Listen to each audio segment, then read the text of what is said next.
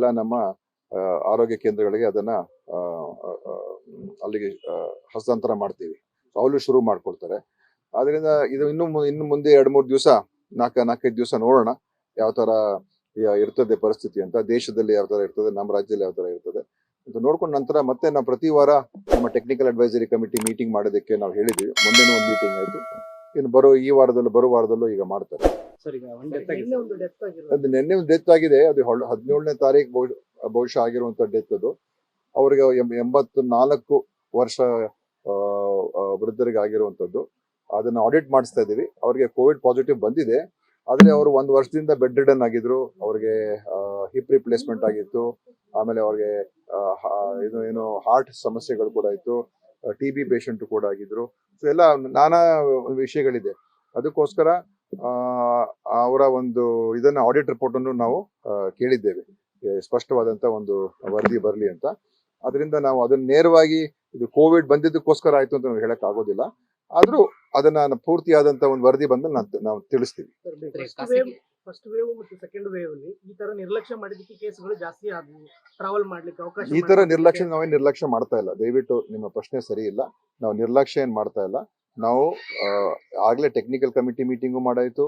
ಏನು ಯಾಕಂದ್ರೆ ಜನರಲ್ ನಾವು ಸುಮ್ಮನೆ ಎಲ್ಲ ನಾವು ಲಾಕ್ಡೌನ್ ನಿಮ್ಗೆ ಲಾಕ್ಡೌನ್ ಮಾಡ್ಬೇಕು ಅಂತ ಇಷ್ಟ ಇದ್ರೆ ಹೇಳ್ಬಿಟ್ಟು ನಾನು ಲಾಕ್ಡೌನ್ ಅನೌನ್ಸ್ ಮಾಡ್ತೀನಿ. ಆಯ್ತಾ? ನಿರ್ಲಕ್ಷ್ಯ ಪ್ರಶ್ನೆ ಇಲ್ಲ. ವಸ್ತುಸ್ಥಿತಿ ಏನಿದೆ ನಾವೆಲ್ಲ ತಿಳ್ಕೊಂಡು ನೋಡಿ ಇಡೀ ದೇಶದಲ್ಲಿ ಏನಾಗ್ತಾ ಇದೆ, ರಾಜ್ಯದಲ್ಲಿ ಏನಾಗ್ತಾ ಇದೆ, ಬೇರೆ ರಾಜ್ಯಗಳು ಏನ್ ಮಾಡ್ತಾ ಇದ್ದಾರೆ, ಎಲ್ಲ ನಮ್ಮ ಅಧಿಕಾರಿಗಳು ಎಲ್ಲ ಸಂಪರ್ಕದಲ್ಲಿ ಇದ್ದಾರೆ, ಕೇಂದ್ರ ಜೊತೆ ಸಂಪರ್ಕದಲ್ಲಿ ಇದ್ದಾರೆ. ಅದಕ್ಕೋಸ್ಕರ ನೋಡ್ಕೊಂಡು ಜವಾಬ್ದಾರಿಯುತವಾಗಿ ನಡ್ಕೋಬೇಕು. ಮತ್ತು ಏನು ಮುಂಜಾಗ್ರತೆ ಕ್ರಮ ಅದ್ರ ಬಗ್ಗೆ ಎಲ್ಲೂ ಕೂಡ ಹಿಂದೇಟಾಗಬಾರ್ದು. ಅದಕ್ಕೋಸ್ಕರನೇ ನಾವು ಟೆಸ್ಟಿಂಗ್ ಕಿಟ್ಸ್ ಅನ್ನು ಈಗೆಲ್ಲ ಪ್ರೊಕ್ಯೂರ್ಮೆಂಟ್ ಮಾಡಾಗಿದೆ. ಅದನ್ನು ಕೂಡ ಎಲ್ಲ ಕಡೆ ನಾವು ಕಳಿಸ್ತಾ ಇದೀವಿ. ಮತ್ತು ಟೆಸ್ಟಿಂಗ್ ಮಾಡೋದು ಕೂಡ ಹೇಳಿದೀವಿ. ಟೆಸ್ಟ್ ರಿಸಲ್ಟ್ಸ್ ಬಂದಾಗ ನಮ್ಗೆ ಇನ್ನೂ ಹೆಚ್ಚಾಗಿ ಗೊತ್ತಾಗ್ತದೆ ಯಾವ ತರ ಇದೆ ಅಂತ. ಮತ್ತು ಈ ಏನು ಕೋವಿಡ್ ಬಂದಿರೋ ಪೇಷಂಟ್ಸ್ ಇಂದ ಬಹುತೇಕ ಎಲ್ಲರೂ ರಿಕವರ್ ಆಗ್ತಾ ಇದ್ದಾರೆ. ಯಾರು ಕೂಡ ಕೋವಿಡ್ ಇಂದನೇ ನರಳುತ್ತಾ ಇಲ್ಲ ಅಥವಾ ಅವರು ಕೋವಿಡ್ ಇಂದ ಹೊರಗೆ ಬರೋದಕ್ಕೆ ಸಾಧ್ಯ ಆಗ್ತಾ ಇಲ್ಲ ಅಂತ ಏನಲ್ಲ. ನಮ್ಮ ರಾಜ್ಯ ಅಂದ್ರೆ ಇಡೀ ದೇಶದಲ್ಲೇ ಅದೇ ಒಂದು ವರದಿ ನಮಗೆ ಬರ್ತಾ ಇರುವಂತದ್ದು. ಅದನ್ನ ನೋಡ್ಕೊಂಡು ನಾವು ಇದಕ್ಕೆ ಎಲ್ಲಾ ರೀತಿಯ ಮುಂಜಾಗ್ರತೆ ಕ್ರಮ ತಗೊಳ್ಳೋದಕ್ಕೆ ನಾವು ತಯಾರಾಗಿದ್ದೇವೆ. ಮತ್ತು ಸಾರ್ವಜನಿಕರು ಕೂಡ ಅದೇ ಮನವಿಯನ್ನು ನಿನ್ನೇನು ಮಾಡಿದ್ದೀನಿ, ಇವತ್ತು ಅದೇ ಮಾಡ್ತೀನಿ. ನೋಡಿ, ದಯವಿಟ್ಟು ಎಲ್ಲೂ ಕೂಡ ನಾನು ನಿನ್ನೇನು ಹೇಳಿದ್ದೀನಿ, ಆ ಒಂದು ಪರಿಸ್ಥಿತಿ ಇಲ್ಲ. ಓಡಾಡಬಾರ್ದು, ತಿರುಗಾಡಬಾರ್ದು, ಒಂದು ರಾಜ್ಯ ಇನ್ನೊಂದು ರಾಜ್ಯಕ್ಕೆ ಹೋಗಬಾರ್ದು, ಅದೆಲ್ಲ ಎಲ್ಲೂ ಇಲ್ಲ. ಅದೆಲ್ಲ ರಾಷ್ಟ್ರ ಮಟ್ಟದಲ್ಲಿ ಕೇಂದ್ರ ತೀರ್ಮಾನ ಮಾಡಬೇಕಾಗ್ತದೆ. ಮತ್ತು ನಾವು ನಮ್ಮ ಒಂದು ಏನೇನು ಇನ್ಪುಟ್ಸ್ ಪ್ರತಿಯೊಂದು ರಾಜ್ಯದಿಂದನೂ ಕೂಡ ಕೇಂದ್ರಕ್ಕೆ ಹೋಗ್ತದೆ. ಸೊ ಅದೆಲ್ಲ ನೋಡ್ಕೊಂಡು ನಾವು ಡಿಸೈಡ್ ಮಾಡ್ತೀವಿ. ಈಗಿನ ಪರಿಸ್ಥಿತಿಯಲ್ಲಿ ಆತರ ಏನೂ ಇಲ್ಲ, ನಿರ್ಬಂಧನೆ ಏನೂ ಇಲ್ಲ. ಮತ್ತು ಒಂದು ರಾಜ್ಯದಿಂದ ಇನ್ನೊಂದು ರಾಜ್ಯಕ್ಕೆ ಹೋಗುವಂತ ನಿರ್ಬಂಧನೆ ಇಲ್ಲ. ರಾಜ್ಯದ ಒಳಗಡೆ ಓಡಾಡೋದಕ್ಕೆ ನಿರ್ಬಂಧನೆ ಇಲ್ಲ. ಮತ್ತು ಎಲ್ಲಾ ಚಟುವಟಿಕೆಗಳು ಮುಕ್ತವಾಗಿ ಮಾಡಬಹುದು.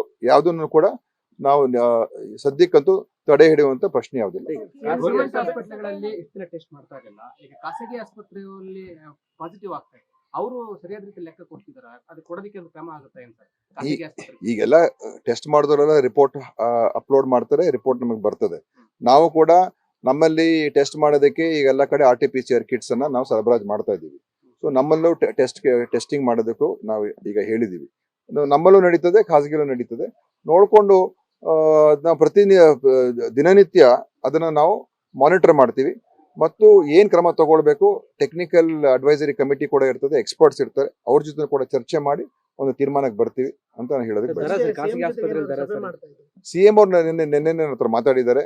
ನನ್ನ ಜೊತೆ ಚರ್ಚೆ ಮಾಡಿದ್ರು. CM ಅವರು ಹೇಳಿದ್ರು, ಯಾವುದೇ ಒಂದು ಕ್ರಮ ತಗೊಳ್ತಕ್ಕಂಥದ್ದಕ್ಕೆ ನಾವು ಹಿಂಜರಿಕೆ ಇರಬಾರ್ದು.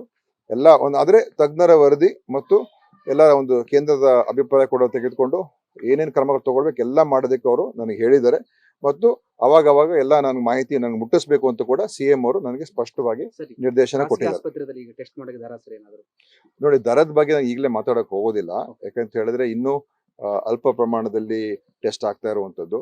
ಮುಂದಿನ ಒಂದು 3-4 ದಿವಸ ನಾನು ನೋಡಿ ಯಾವ ತರ ಪರಿಸ್ಥಿತಿಯನ್ನು ತಿಳ್ಕೊಂಡು ನಂತರ ಅದ್ರ ಅವಶ್ಯಕತೆ ಇದ್ರೆ ಖಂಡಿತವಾಗಿ ಅದ್ರ ಬಗ್ಗೆ ಕೂಡ ನಾವೊಂದು ಚರ್ಚೆ ಮಾಡಿ ತೀರ್ಮಾನ ಮಾಡ್ತೀವಿ. ಸದ್ಯಕ್ಕೆ ನಾನು ಏನು ಹೇಳಕ್ ಹೋಗ್ತಾ ಇಲ್ಲ. ಸರ್, ನಾವು ತಗೊಂಡಿರೋ ವ್ಯಾಕ್ಸಿನ್ ಇವಾಗ ಈ JN1 ಹೋರಾಡುವಂತ ಶಕ್ತಿ ಇದೆಯಾ ಸರ್, ಅಥವಾ ಎಕ್ಸ್ಟ್ರಾ ಬೂಸ್ಟರ್ ಡೋಸ್? ನೋಡಿ, ಇದುವರೆಗೂ ಇದರಿಂದ ಬಹಳ ಕೆಟ್ಟ ದುಷ್ಪರಿಣಾಮ ಬೀರಿರ್ತಕ್ಕಂಥದ್ದು ಎಲ್ಲೂ ವರದಿ ಆಗಿಲ್ಲ ದೇಶದಲ್ಲಿ. ಇದರಿಂದನೇ ಕೋವಿಡ್ ಬಂದಿದ ತಕ್ಷಣನೇ ಅವ್ರಿಗೆ ಬಹಳ ಒಂದು ಗಂಭೀರ ಪರಿಸ್ಥಿತಿಗೆ ಹೋಗಿದ್ದಾರೆ ಅಂತ ಈ ವರ್ಷದಲ್ಲಿ ಎಲ್ಲೂ ಬಂದಿಲ್ಲ. ವಿದೇಶದಲ್ಲೂ ಕೂಡ ಈಗ ಹಾಂಗ್ಕಾಂಗ್ ಸಿಂಗಾಪುರಲ್ಲೆಲ್ಲ ಆಗಿದೆ, ಅಲ್ಲೂ ಕೂಡ ಈ ತರದ ಒಂದು ಪರಿಸ್ಥಿತಿ ಉದ್ಭವ ಆಗಿಲ್ಲ. ಎಲ್ಲೂ ಯಾವ ದೇಶದಲ್ಲೂ ಒಂದು ಆತಂಕದ ವಾತಾವರಣ ಸೃಷ್ಟಿಯಾಗಿಲ್ಲ, ಅಥವಾ ಏನು ಇಲ್ಲ ಅಲ್ಲಿ ಓಡಾಡಬಾರ್ದು, ಅಲ್ಲಿಗೆ ಪ್ರವಾಸ ಮಾಡಬಾರ್ದು ಅಂತ ಎಲ್ಲೂ ನಿಷೇಧನೂ ಕೂಡ ಆಗಿಲ್ಲ. ಆದ್ರಿಂದ ಪರಿಸ್ಥಿತಿ ಅಂತ ಹೋದ್ಸಲ ಏನು ಕೋವಿಡ್, ಮೊದಲನೇ ಕೋವಿಡ್ ಆಮೇಲೆ ಎರಡನೇ ಕೋವಿಡ್ ಬಂತಲ್ಲ, ಆ ತರದ ಪರಿಸ್ಥಿತಿ ಇವಾಗೇನು ಸದ್ಯಕ್ಕಂತೂ ಕಾಣ್ತಾ ಇಲ್ಲ. ಆದ್ರೆ ನಮ್ಮ ಎಚ್ಚರಿಕೆಯಿಂದ ನಾವು ಇರ್ತೀವಿ.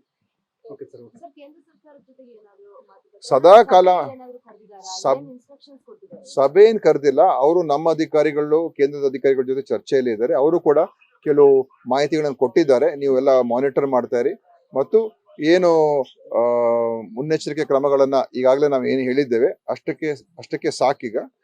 ಬೇರೆ ಇನ್ನೇನು ವಿಶೇಷವಾದ ಕ್ರಮ ಈಗ ಸದ್ಯಕ್ಕೆ ತಗೊಳ್ಳೋದು ಬೇಡ. ನೀವು ಜನರಲ್ಲಿ ನಿಗಾ ವಹಿಸ್ಕೊಂಡು ಎಲ್ಲೆಲ್ಲಿ ಟೆಸ್ಟ್ ಮಾಡುವಂಥದ್ದಕ್ಕೆ ಅವಕಾಶ ಮಾಡಿಕೊಡಿ.